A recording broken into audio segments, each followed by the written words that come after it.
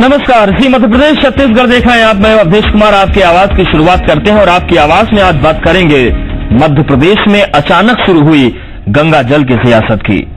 BJP ने कांग्रेस के सांसद ज्योतिरादित्य सिंधिया पर दलित विरोधी होने का आरोप लगाया। सड़क से सदन तक इस मुद्दे पर जमकर हंगामा हो रहा है और कांग्रेस ज्योतिरादित्य सिंधिया के बचाव में उतर गई है और इस आरोप प्रत्यारोप की राजनीति में सिंधिया घराने के महाराजा पर दलित विरोधी होने के आरोप लगे हैं। तो उन्होंने बीजेपी पर भ्रामक प्रचार का आरोप लगाते हुए पलटवार कर दिया। क्या वाकई सिंधिया दलित विरोधी हैं? आज इसी मुद्दे पर चर्चा करेंगे, लेकिन पहले एक रिपोर्ट देखिए। आपको बता दें कि ये रिपोर्ट 4 कसौटियों पर परखी गई है। मौके पर रिपोर्टर, तकनीकी विश्वसनीयता, एक्सपर्ट की राय और अलग अलग शो।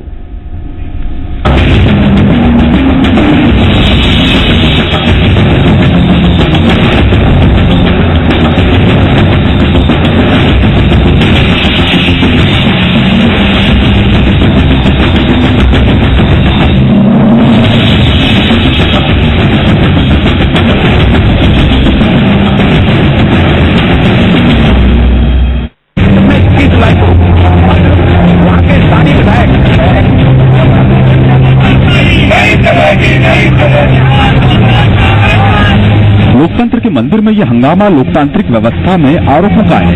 बीजेपी ने मध्य प्रदेश की विधानसभा और लोकसभा दोनों जगह दलित विरोधी बयान का आरोप लगाते हुए जमकर बवाल किया है। भोपाल की विधानसभा में सरकार के मंत्री और विधायक विरोध में खड़े हुए, तो लोकसभा में बीजेपी के सांसद ने एक महाराजा को दलित विरोधी की संज्ञा देकर कटघरे में खड़ा कर दिया। मामला सिंधिया घराने के महाराजा और सांसद ज्योतिरादित्य सिंधिया के प्रतिनिधि के बयान का है। दरअसल अशोकनगर के ट्रॉमा सेंटर के उद्घाटन में ज्योतिरादित्य सिंधिया को शामिल होना था, लेकिन वो शामिल नहीं हुए और उद्घाटन विधायक गोपीलाल जाटव ने किया, जिसके बाद सांसद ज्योतिरादित्य सिंधिया के प्रतिनिधि अमित तावरे ने ट्रॉमा सेंटर को गंगा जल से धोकर दोबारा उद्घाटन कराने की बात कही। और इनके कार्यकर्ताओं ने जबरन घुसकर वहाँ पर उसका उद्घाटन किया है। हमारे आदरणीय सांसद ज्योतिरादित्य सिंधिया जी आएंगे और उसको गंगा जल से हम साफ कर फिर से इसका विधिवत शुभारंभ हम करेंगे। इस बयान को बीजेपी ने दलित विरोधी बयान बता दिया। मध्य प्रदेश विधानसभा में जमकर हंगामा हो गया। सदन की कार्यवाही 10 मिनट के लिए स्थगित करनी पड़ गई। सड़क से सदन तक सिर्फ हंगामा ही हंगामा हुआ।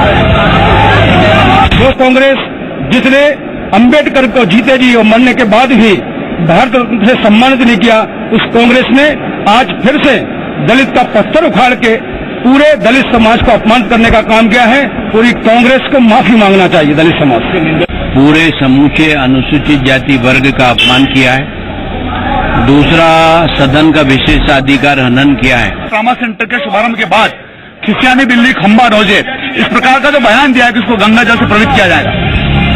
विधानसभा में हंगामे को लेकर विपक्ष ने सरकार पर दूसरे मुद्दे से ध्यान हटाने के लिए ज्योतिरादित्य सिंधिया के मुद्दे को तूल देने का आरोप लगाया। इश्यू को डाइवर्ट करने के लिए अशोकनगर की घटना पर आदमी सिंधिया जी के ऊपर बहुत सारी बातें कह रहे हैं, लेकिन मामला बीजेपी सांसदों ने लोकसभा में भी उठा दिया। दलित विरोधी बयान का आरोप लगाकर लोकसभा में हंगामा कर दिया। गंगा जल का छिड़काव करके और फिर ज्योतिरादित्य सिंधिया के द्वारा उस स्थान का दोबारा उद्घाटन किया गया। इसके भाई तो उद्घाटन किया गया। इससे कांग्रेस का साम्यवादी नियत और दोहरा चेहरा सामने आ गया। अब जब हंगामा शुरू हुआ तो कांग्रेस के नेता ज्योतिरादित्य सिंधिया के बचाव में उतरे। कांग्रेस के प्रदेश अध्यक्ष अरुण यादव ने तो बीजेपी को ताकीद दे दी कि कांग्रेस को दलितों के बारे में न समझाए। सांसद ज्योतिरादित्य सिंधिया ने भी प्रदेश बीजेपी के अध्यक्ष नंद कुमार सिंह चौहान को मानहानि का लीगल नोटिस भेज दिया। गंगा जल कांड में भ्रामक प्रचार का आरोप लगा दिया। लेकिन अब जगह जगह विरोध का दौर जारी है। बीजेपी और कांग्रेस में गंगा जल युद्ध छिड़ गया है। बीजेपी ज्योतिरादित्य सिंधिया को दलित विरोधी बताने पर तुली है और कांग्रेस उनके बचाव में। ब्यूरो रिपोर्ट, जी मीडिया। तो गंगा जल सियासत का आगाज हो गया, लेकिन एक उद्घाटन होता है, उसके बाद ये गंगा जल की जो सियासत शुरू हुई उसमें दलित पिस रहा है। क्या अपमान हो रहा है दलितों का? यशपाल सिंह सिसोदिया जी हमारे साथ जुड़ रहे हैं, विधायक बीजेपी, शैलेंद्र पटेल विधायक कांग्रेस और धनंजय प्रताप सिंह वरिष्ठ पत्रकार। आप तीनों मेहमानों का बहुत स्वागत है। शैलेंद्र पटेल जी, जो कुछ भी हुआ ट्रॉमा सेंटर के शुभारंभ को लेकर और जिस तरीके से उस पूरे इमारत को गंगाजल से धोने की बात सामने आई, क्या वाकई दलित का अपमान हुआ है यहां पर? अवधेश जी, पहली बात मैं आपको बताना चाहता हूं कि उस इमारत को कोई कहीं गंगा जल से नहीं धोया गया। पहली बात, जो बयान उसमें आया, जो कि इनके प्रतिनिधि थे अमित तावरे, उन्होंने एक बयान दिया था और उस बयान देने के कारण उन्हें कांग्रेस से निष्कासित भी कर दिया गया। सिंधिया जी ने कहीं कभी नहीं कहा गया, ना ही उस ट्रॉमा सेंटर को कहीं गंगा जल से धोया गया। पहली बात, मैं इस इशू में आगे बढ़ने के पहले मैं ये कहना चाहता हूं, क्योंकि गंगा जल की बात आ गई, उस ट्रॉमा सेंटर का उद्घाटन किसे करना था, प्रोटोकॉल क्या कहता है, ऑफिशियल प्रोग्राम कौन सा था, ये सारी बातें भी कहीं न कहीं सोचने और समझने की बात है। पहले से ही तयशुदा कार्यक्रम 22 जुलाई को ट्रॉमा सेंटर का उद्घाटन करने का था। ज्योतिराज सिंधिया गुना कॉन्स्टिट्यूंसी से सांसद हैं और उसी के अंतर्गत अशोकनगर इलाका आता है, विधानसभा आती है, और वहां पे गोपीलाल जाटव उसके विधायक हैं जी। क्या जरूरत पड़ गई कि किस तारीख को जाकर गोपीलाल जाटव ने आनंद फानंद में वो कार्यक्रम किया? क्या उसके कार्ड छपे थे? क्या उस कार्यक्रम में कौन कौन मौजूद था? अगर 22 तारीख का सिंधिया जी का कार्यक्रम अनऑफिशियल होता तो उसमें सीएमएचओ क्यों होता? सीएम होते तो सरकारी कर्मचारी और भारतीय जनता पार्टी की मध्य प्रदेश में सरकार है। अगर उनका वहां होना इस बात का घोतक है कि वो कार्यक्रम तयशुदा था, 22 जुलाई को ट्रॉमा सेंटर का उद्घाटन होना था। खैर, ये सारी बातें इसलिए जानना जरूरी है क्योंकि हम पता तो चले कि क्या सियासत हो रही है। बात जब 22 तारीख को उद्घाटन का था, आनंद फानंद में गोपीलाल जाटव को भेजा जाता है, उद्घाटन का कहा जाता है और वो उद्घाटन करते हैं। क्या उस कार्यक्रम की बगैर तैयारी से खुद जाकर, मैं विधायक हूं, उसका ये मतलब नहीं हूं कि मेरे विधानसभा में कोई भी जगह कुछ होगा उसका जाकर मैं उद्घाटन कर दूंगा। हर चीज का प्रोटोकॉल होता है, उस प्रोटोकॉल के अनुरूप ही उस चीजों का उद्घाटन होता है। उदाहरण के लिए प्रधानमंत्री सड़क योजना का प्रोटोकॉल है कि उसमें सांसद ही उसके उद्घाटन करते हैं, उनकी मौजूदगी में होता है। उसी तरह से सारी अलग अलग व्यवस्थाओं के चलते सरकारी भवनों का उद्घाटन होता है। निश्चित रूप से जिस तरीके से भारतीय जनता पार्टी ने इसे राजनीतिक रूप दिया उसकी मैं बहुत निंदा करता हूं। बयान आया उनके प्रतिनिधि का और कह दिया गया कि सिंधिया जी ने बयान दिया और उसके बाद में उसको धोया नहीं गया। नंद कुमार चौहान कहते हैं कि गंगा जल से धोया गया। अरे एक कहीं धोया गया होता तो एक क्लिपिंग तो सामने आ जाती कि इसको गंगा जल से कब धोया, लेकिन जो कुछ भी हुआ अशोकनगर में, जैसा कि शैलेंद्र जी बता रहे हैं कि प्रस्तावित कार्यक्रम 22 तारीख का था, लेकिन 21 को आपके विधायक जाकर वहां पर उद्घाटन कर देते हैं। क्या वाकई वहां प्रोटोकॉल तोड़ा गया और उसके बाद जो हंगामा हुआ उसको अब दलित की सियासत का नाम दिया जा रहा है? देखिए, शैलेंद्र जी ने स्वयं कहा है कि कुछ उद्घाटन शिलान्यासों के प्रोटोकॉल्स होते हैं और उन्होंने, शैलेंद्र जी ने स्वयं ने भी उदाहरण दिया कि पीएमजीएसवाई, प्रधानमंत्री ग्राम सड़क योजना का शुभारंभ करने के लिए, लोकार्पण शिलान्यास करने के लिए सांसद अपना उत्तरदायित्व निभाते हैं। लेकिन ट्रॉमा सेंटर को लेकर के ये तो कोई प्रोटोकॉल की बात होती है, तो ट्रॉमा सेंटर को लेकर के स्थानीय जो हमारी व्यवस्था है उसके अंतर्गत स्थानीय विधायक का अपना महत्वपूर्ण विषय होता है और वहां की नगर पालिका के अध्यक्ष भी उस कार्यक्रम में थे। और मेरे को इस विषय की गंभीरता मैं इसलिए मान रहा हूं कि क्या जरूरत थी सांसद प्रतिनिधि अमित तामरे जी को इस बयान को देने की। अभी आप ही ने दिखाया अपने चैनल पर, हमने भी इसको देखा है, दिन भर से हम देख रहे हैं कि गंगा जल से इसको पवित्र करके और सिंधिया जी से पुनः इसका लोकार्पण करवाएंगे। जिस सांसद का सांसद प्रतिनिधि इतना गैर जिम्मेदार है और कांग्रेस ने इस बात को स्वीकार कर लिया है कि इस घटना में कांग्रेस या कांग्रेस के प्रतिनिधि या सांसद के प्रतिनिधि कहीं न कहीं दोषी है और उसी कारण से 6 वर्ष के लिए उनको कांग्रेस से निष्कासित कर भी दिया गया है। यदि सांसद के प्रतिनिधि को 6 वर्ष के लिए निष्कासित कर दिया गया है तो सांसद की स्वयं की अपनी भूमिका क्या होना चाहिए? क्यों नहीं गोपीलाल जी जाटव से वो क्षमा याचना कर रहे हैं? क्यों नहीं पूरी घटनाक्रम पर खेद व्यक्त कर रहे हैं? निलंबित करना, निष्कासित करना, कांग्रेस में पद प्राप्त करना, पद से निकाल देना, ये तो एक सामान्य सी घटना उनके संगठन में हो जाती है, हम देखते भी रहते हैं, होती भी रहती है। लेकिन एक दलित के द्वारा उद्घाटन करने की घटना के बाद जो स्थिति उपजी है, नेक्स्ट डे अगर जाकर के ज्योतिरादित्य सिंधिया जी या उनके प्रतिनिधि अगर उद्घाटन कर भी देते तो कोई ज्यादा फर्क नहीं पड़ता। ये उद्घाटन सवाल तो यही उठता है ना कि अगर अगले दिन आपके विधायक जी भी पहुंच जाते तो कौन सी आफत आई जा रही थी? जरूरत क्या पड़ी इतने बड़े विवाद को पैदा करने की? ये भी एक सवाल बनता है। धनंजय जी आपके पास आना चाहते हैं। जो कुछ भी हुआ, पहला तो ये कि तारीख से पहले बीजेपी के विधायक ने उद्घाटन किया और उसके बाद जो गंगा जल की बात सामने आई, कांग्रेस कह रही कि हमने बयान देने वाले को निकाल दिया है। लेकिन सर, सांसद प्रतिनिधि एक जरिया होता है जनता और सांसद के बीच में। अगर वो बयान दे रहा है तो क्या इस बात को हम कहकर अलग हो सकते हैं कि प्रतिनिधि ने बोला था तो उसको हमने सजा दे दी? सांसद की जिम्मेदारी नहीं बनती?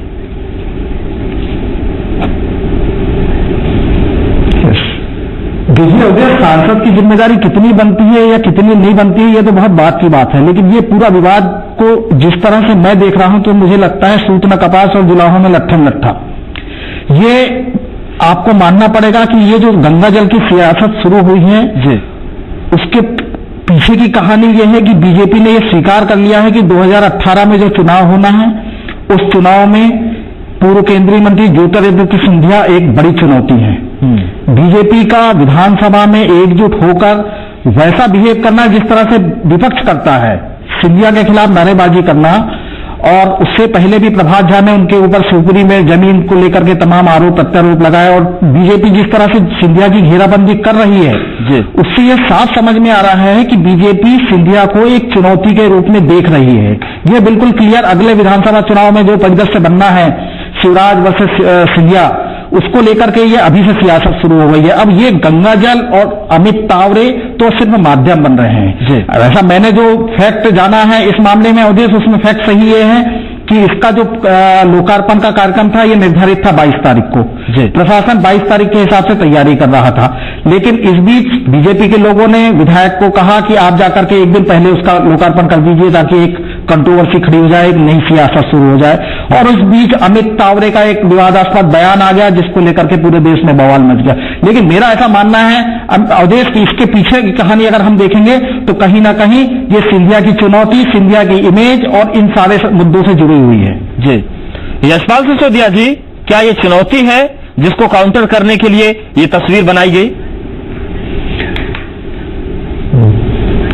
भारतीय जनता पार्टी के लिए 2018 और 2019 में कांग्रेस का कोई भी मध्य प्रदेश का कद्दावर नेता और देश में मोदी जी को लेकर के कोई चुनौती हम नहीं मानते, इसलिए कि जमीन पर काम करने वाली भारतीय जनता पार्टी के संगठन का संगठनात्मक जो स्ट्रक्चर है, उनकी जो रणनीति है, और विशेष करके मध्य प्रदेश में जो माननीय मुख्यमंत्री शिवराज जी के नेतृत्व में 7 करोड़ 50 लाख की जनता को जिस प्रकार से हम न्याय प्रदान कर रहे हैं, जिस प्रकार से हम उनके लिए दिन रात परिश्रम कर रहे हैं, और लगातार विकास के मामले में और हर क्षेत्र में भारतीय जनता पार्टी जिस प्रकार से निरंतर अग्रसर हो रही है, उसको लेकर के मैं कह सकता हूं कि कोई सिंधिया हमारे लिए चुनौती नहीं है। ये तो आने वाला समय बताएगा कि सिंधिया जैसे कितने और दावेदार मुख्यमंत्री के रूप में स्वयं कांग्रेस के दल में प्रकट होंगे।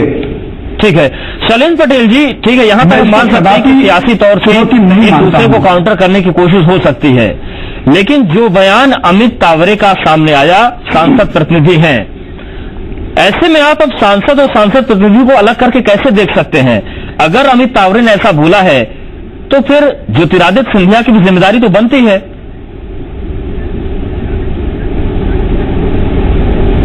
अवधेश जी, मैंने पहले ही स्पष्ट कर देना किया था मेरी अपनी शुरुआत की जो आपको कहा था कि अमित तावरे को कांग्रेस पार्टी से 6 साल के लिए निष्कासित कर दिया, उनको कुछ नहीं बनाया। उन्होंने कोई गैर जिम्मेदारान बयान दिया, मैं मना नहीं करना कि नहीं दिया, उन्होंने बयान दिया और उसके परिणाम स्वरूप पार्टी से भी निष्कासित, सलाह मशवरा करके रूप से भी निष्कासित कर दिया। इसलिए सवाल उठ रहा है, अगर किया हो नहीं, अगर ऐसा हुआ होता तो निश्चित रूप से उनको उससे नहीं हटाया गया होता। पहली बात, जिस तरीके से अशोक तावरे है कौन, वो भी एक अनुसूचित जाति के ही आदमी हैं। अमित तावरे वो जो खुद जो प्रतिनिधि है वो भी 80 वर्ष से ही आते हैं, और जिसके बारे में कहा गया तो ये भी आप कभी उम्मीद नहीं करेंगे। एक उन्होंने जिस लिहाजे में कह दिया कि हम गंगा जल से उसको करके फिर से उद्घाटन करा देंगे, निश्चित रूप से उन्होंने गलत कहा। इसको कोई भी नहीं कहेगा कि उनको इस तरीके से कहना चाहिए था। उन्होंने अपनी गलत बयानी दी और गलत बयानी का परिणाम आया। लेकिन उसके पीछे जिस तरीके से राजनीतिक रंग दिया जा रहा है शुरुआत से, कि क्या जरूरत पड़ी थी कि सेशन के बीच में से और जैसे ही खत्म हुआ गोपीलाल जाटव जी को भेज दिया जाता है कि आप जाके उद्घाटन 21 तारीख को कर दो, जबकि ऑफिशियली कार्यक्रम 22 तारीख का था। कहीं न कहीं भारतीय जनता पार्टी की इसके पीछे मंशा थी कि इस तरह का विवाद खड़ा हो। वो पूरी में भी माननीय मुख्यमंत्री जी ने, क्योंकि अब लगातार 12 वर्ष से मध्य प्रदेश के मुख्यमंत्री, उन्होंने सिंधिया घराने के खिलाफ बयान दिया था। बाद में उन्हें बैकफुट पे जाना पड़ा, क्योंकि जब ये बात आई कि क्या सिंधिया जी को जिस समय कि उन्होंने ये कहा था कि सिंधिया परिवारों का अंग्रेजों से क्या संबंध रहा, बाद में सिंधिया जी ने राजमाता सिंधिया का हवाला देते हुए कहा था कि उन्होंने पार्टी के लिए काम किया। पहले वो भूल जाते हैं, और इस तरह की उनकी आदत है कि जब भी कहीं कोई नाम कांग्रेस पार्टी की तरफ से आता है उसको पहले से घेरने की कोशिश करते हैं, उसको बदनाम करने की कोशिश करते हैं, और शुरुआत से ही वो ये कहने लगते हैं कि मैं आम आदमी हूं और महाराजा आ रहे हैं, कभी कुछ और कहने लगते हैं कि बड़े आदमी आ रहे हैं। इस तरीके से जनता में भ्रमित करके अपनी छवि को बचाने का प्रयास करते हैं, और जो भी सामने उनको चुनौती दिखती है उसको कहीं न कहीं बदनाम करने की सियासत करते हैं, षड्यंत्र रचते हैं। ठीक है शैलेंद्र जी, कुल मिलाकर ये तो आप लोग मान रहे हैं कि सांसद प्रतिनिधि ने गलती की, उसको आप लोगों ने सजा दी, लेकिन मामला विधानसभा में उठ रहा है, पूरे देश में धीरे धीरे इसको लेकर हंगामा बीजेपी कर रही है, प्रदेश स्तर पर प्रदर्शन शुरू हो गए हैं, तो क्या माफी मांगकर खत्म करेंगे? क्योंकि गलती तो हुई है, भले ही छोटे स्तर पर हुई है। अवधेश जी, पहली बात तो कि गलती अगर हुई है, उसके बाद में जो भारतीय जनता पार्टी के प्रदेश अध्यक्ष हैं उन्होंने बिना तथ्य जानते हुए उनके बयान दे दिए, ऑफिशियल बयान दे दिए ऑन कैमरा। जिस तरह तावरे का बयान ऑन कैमरा, उसी तरह अनंत कुमार चौहान जी का भी वो है। और इस तथ्य को देखते हुए सिंधिया जी ने लीगल नोटिस भी उनके वकील के माध्यम से दिया है कि आपने किसी की छवि खराब करने की बात नहीं थी। अगर तो सीधे से कहीं बात होती तो शायद इतनी बात नहीं बढ़ती, लेकिन राजनीति में किसी को नीचा दिखाने की जब मंशा हो जाती है कि हमें तो सिंधिया जी को नीचे ही दिखाना है और भारतीय जनता पार्टी तेजी से उस तरफ चल पड़ी, ये घोर निंदनीय है। सिसोदिया साहब, देखिए ये तस्वीर तो है, लेकिन कांग्रेस ये मान रही है कि जिसने ये बात बोली थी उसको हमने सजा दे दी है। लेकिन ये आप जवाब नहीं दे रहे हैं कि जब 22 तारीख का कार्यक्रम प्रस्तावित था तो विधायक जी तो 22 को भी जा सकते थे, एक दिन पहले की हड़बड़ी क्या थी? देखिए, विधायक अपने क्षेत्र का जवाबदार जनप्रतिनिधि होता है और उसने अगर एक दिन पहले जाकर के उद्घाटन में शिलान्यास किया, लोकार्पण किया है ट्रामा सेंटर का, उसकी अपनी स्वयं की महत्व भूमिका है। मैंने फिर दोहराना चाहूंगा कि मेंबर ऑफ पार्लियामेंट, लोकसभा के सांसद सदस्यों का जितना अधिकार क्षेत्र हर क्षेत्र में लोकार्पण शिलान्यास करने का नहीं होता है। अगर हम ये कह सकते हैं कि अगर रेलवे का कोई कार्यक्रम होता है भारत सरकार का या दूरसंचार विभाग का कोई कार्यक्रम होता है तो वहां तो विधायकों को अतिथि भी नहीं बुलाया जाता है, बमुश्किल कभी कोई एक आध कार्यक्रम हमको बुला लिया। लेकिन मध्य प्रदेश की सरकार या ट्रामा सेंटर या मध्य प्रदेश की भारत की सरकार के मिलाजुला कोई कार्यक्रम होता है तो उसमें स्वयं जो क्षेत्रीय विधायक होता है उसकी महती जिम्मेदारी, उसका प्रथम अधिकार उसका है। लेकिन जैसा शैलेंद्र जी ने बताया, प्रधानमंत्री ग्राम सड़क योजना हो, दूरसंचार का कोई मामला हो, रेलवे डिपार्टमेंट से कोई संबंध हो या अन्य किसी विभाग का कोई मामला हो जो भारत सरकार से सीधा सीधा संबंध रखता है, वहां तो प्रोटोकॉल के अंतर्गत विधायकों को बुलाते भी नहीं है, कार्ड में नाम भी नहीं होता, पत्थर पे भी नाम नहीं होता। लेकिन शायद 21 तारीख को अगर लोकार्पण करने की जो बात आप कह रहे हैं उसमें आकर आया है तो मैं समझता हूं कि गोपी लाल जी जो पूर्व मंत्री भी रहे हैं, हमारे वरिष्ठ विधायक हैं, उनका अपना सम्मान बना रहे, इसलिए उन्होंने जाकर के उसको उद्घाटन की औपचारिकता करी, उसमें दिक्कत क्या है? ठीक है, मतलब प्रोग्राम होगा तो उस औपचारिकता को पहले निभा दिया जाएगा, इसमें कुछ गलत नहीं है। कोई गलत नहीं, सांसद से ज्यादा भूमिका स्थानीय स्तर पर उस विधायक की होती है जहां पर सांसद का खुद का ज्यादा अधिकार क्षेत्र नहीं होता। मैं फिर दोहराना चाहता हूं, रेलवे के कार्यक्रम हो, दूरसंचार के कार्यक्रम हो, सेंट्रल वित्त विभाग के आयकर विभाग का कोई मामला हो, इन सब में भारतीय जनता पार्टी कांग्रेस के किसी विधायकों को नहीं बुलाया जाता प्रोटोकॉल में। वहां पर सांसद और केंद्रीय मिनिस्टर को पहले तवज्जो दी जाती है। ठीक है, मतलब शिलापट की सियासत है सर, अपनी इज्जत अगर बढ़ानी है तो फिर कभी भी उद्घाटन होंगे। धनंजय सर, जो तस्वीर बन रही है क्या दोनों पक्षों की तरफ नहीं? अवधेश जी उस धनंजय सर,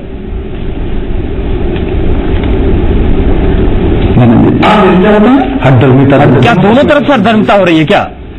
अवधेश, इसमें हठधर्मिता तो दोनों तरफ से हो रही है, ये तो बिल्कुल साफ दिख रहा है। लेकिन जैसा अशोकनगर जिले के प्रशासन का कहना है कि उन्होंने लोकार्पण के लिए कांग्रेस सांसद और बीजेपी विधायक गोपीलाल जाटव सबसे सहमति ली थी, कि सबकी सहमति बनी थी कि वो 22 तारीख को लोकार्पण के लिए समय दे देंगे। तब 22 तारीख के लोकार्पण की तैयारी हुई थी। 22 तारीख के ही लोकार्पण के हिसाब से जो है नाम पट्टिका तय हुई थी, जिसमें विधायक का भी नाम था, सांसद का भी नाम था, सबकी सहमति से बना था प्रोग्राम। चूंकि इस मुद्दे को सियासत का रंग देना था, इसीलिए विधायक ने एक दिन पहले जाकर के उसका लोकार्पण कर दिया, सांसद दूसरे दिन उसका लोकार्पण करने आए। बाई चांस घटना ये घटी कि उनके सांसद के प्रतिनिधि ने उटपटांग बयान दे दिया, जिसके कारण सीआसत गर्मा गई। वैसे मैं अभी आपको अवधेश बताना चाहूंगा कि अभी आज जो नोटिस सिंधिया ने भेजा है नंद कुमार सिंह चौहान को, उसके साथ में उन्होंने एक वीडियो क्लिपिंग्स भी लगाई है, जिसमें वो लोकार्पण कार्यक्रम में ये एक तरह से खेद जता रहे हैं कि गोपीलाल जाटव बहुत वरिष्ठ विधायक हैं और जब राजमाता थी तब से वो विधायक थे, मैं तो उनकी तीसरी पीढ़ी का नेता हूं। इस तरह से वो उसमें स्पीच में बोल रहे हैं। तो कहीं ना कहीं उन्होंने खेद जताने की भी कोशिश की है कि जो उनके प्रतिनिधि ने गलत बयानी की है उसका उन्हें खेद है करके, ऐसा मुझे लगता है। जी आदेश, ठीक है। शैलेंद्र जी, देखिए एक सवाल यहां पर ये उठता है, ठीक है, दलितों के सम्मान और अपमान का मामला तो है, ये सियासत चलेगी भी, लेकिन मान लिया कि बीजेपी के विधायक ने एक दिन पहले जाकर शिलान्यास कर दिया, उद्घाटन कर दिया, तो फिर दूसरे दिन क्या उस विवाद को टाला नहीं जा सकता था? जरूरी है कि फिर उसको हम तूल दें? अवधेश जी, अगर कोई तयशुदा प्रोग्राम के पहले से कार्यक्रम कर देता है, हम कहेंगे कि बाद में नहीं करना चाहिए, क्या न्याय उचित है? इस तरीके से तो कोई भी कभी भी कार्यक्रम कर देगा और तयशुदा कार्यक्रम होगा ही नहीं। फिर कोई नियम कायदे कानून होते हैं, और जो तयशुदा प्रशासन में सरकार ने, प्रशासन सरकार कहेंगे, भारतीय जनता पार्टी की सरकार है मध्य प्रदेश में, और सबने सामूहिक निर्णय लेकर 22 तारीख का निर्णय किया। अब कोई भी चल के वो स्थानीय विधायक हो सकते हैं, उन्होंने जाके किया तो ये कहीं तक ठीक नहीं। दूसरी बात, जैसा कि मेरे काबिल मित्र मेरे वरिष्ठ यशपाल जी ने कही कि विधायक की महती निमित्त भूमिका होती है।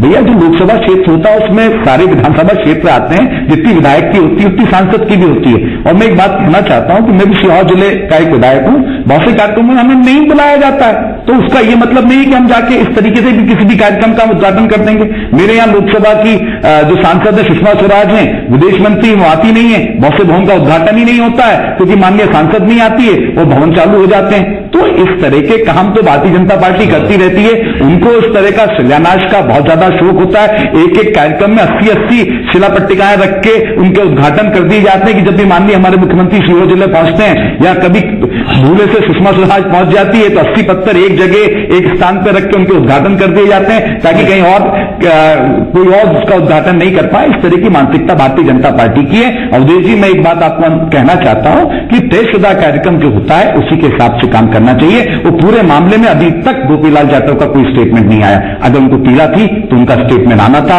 21 को आ जाता, 22 को आता, 23 को आ जाता। अब उनका तो नहीं आया, ना जाने कौन कौन अपने स्टेटमेंट उसको देने लगे। ठीक है, बहुत कुछ सामने आना बाकी है, क्योंकि जिस तरीके की सियासत हो रही है इसमें दलित का नाम लेकर कहीं ऐसा न हो कि पूरी तरीके से ये मैसेज चला जाए जनता के बीच कि केवल पूरी सियासत हो रही है, दरअसल किसी के हित से किसी का लेना देना नहीं है। आप तीनों मेहमानों को बहुत शुक्रिया, आप हमारे साथ जुड़े और आपने इस चर्चा में अपनी राय रखी। तो हमारा शो आपको कैसा लगा? आप भी अपने सुझाव हमें दे सकते हैं।